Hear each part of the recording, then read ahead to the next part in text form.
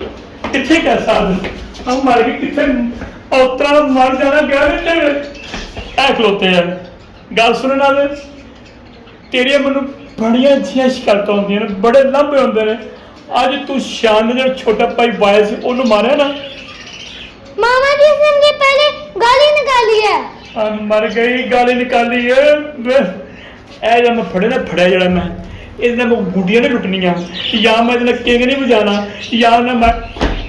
dance नहीं करना मैं इतना तेरे लत्तां भरनियां ने और तू मैनू महल्ले च मूंह बहान जो मैंने छड्डिया तेरे इन्ने लांबे पिता च ना तू है और तेने मैं मार देना और क्यों मारा तू उन्होंने हैं दस मिनट क्यों मारे वो बेचारा खून खून हो गया निक्का जिहा बच्चा मैं किहदे पासे जावां हाय अल्लाह मैं की करा बेटो आज मैं तेरे प्यो नू मैं तेरा रखी हार की करवानी आ सॉरी कर जाकर माफी मांगना कोई जाके माफी मैंने नहीं मांगनी गल निकालेगा तो मैं उसे दोबारा से मारूंगा हाय मैं केड़े पासे जावां मैं केड़े पासे जावां मैं सुरमा किंज पावां मैं की चल सुन आज तू मेरे थू मर जाएगा आज चल चल मैं तेनों आप ही माफी मांग चल मेरे नाल चल चल मैंने माफी मांगनी फिर भज जाए ना तू और तू ना दौड़ना क्यों आ गया और तू माफी क्यों नहीं मंगना और तू मैं महल्ले च रहन देना कि रहन देना और मैनू क्यों नहीं रहन देना इस महल्ले च तू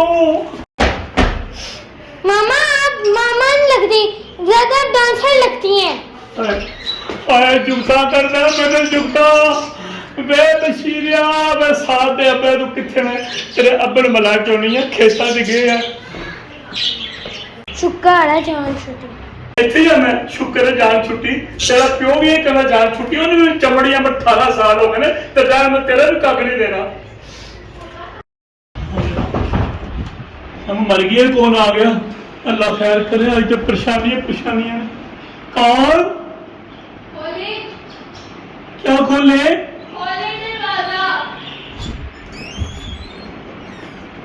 अस्सलाम वालेकुम बेटा वालेकुम अस्सलाम बेटा की गल है बेटा गुस्से लग रही है बेटे लग रही हो बेटा आपकी ना छोटे बेटे ने हमारे छोटे भाई को मारे मुझे मेरा बेटा साथ है जी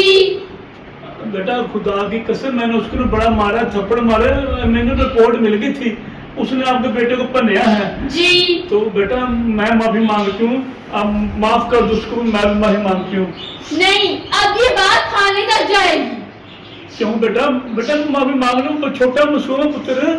नहीं आंटी ये बात दबने वाली नहीं है अब हम पुलिस स्टेशन जाएंगे नहीं दबने वाली नहीं है बेटा मेरे पास कई है दब लो थोड़ी सी दब लो थोड़ी सी दब लो एसएचओ साहब ये गाड़ो चढ़ का और कोई गल नहीं पुत्र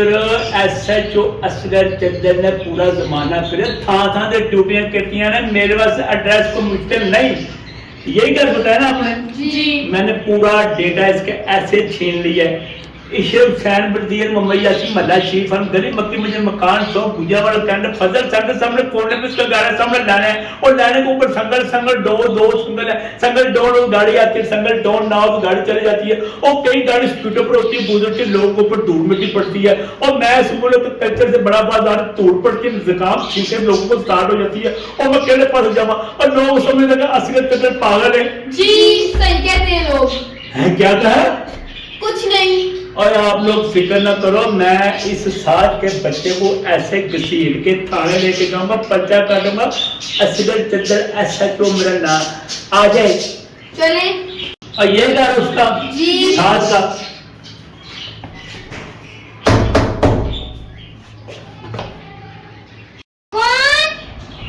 अकान अब बार असगर चदड़ है थाने दे विचों आया और तेना बड़ी जरूरी गल करनी है बाहर आया 1 मिनट दे विच और बड़ी सख्त तेना गल करनी है अल्लाह खैर करे थाने से आ गए हैं अब नहीं बचता था तू क्या बात है अब तुमसे बात करने बहुत जरूरी बाहर आओ कितने लोग हो और 3 लोग हैं हम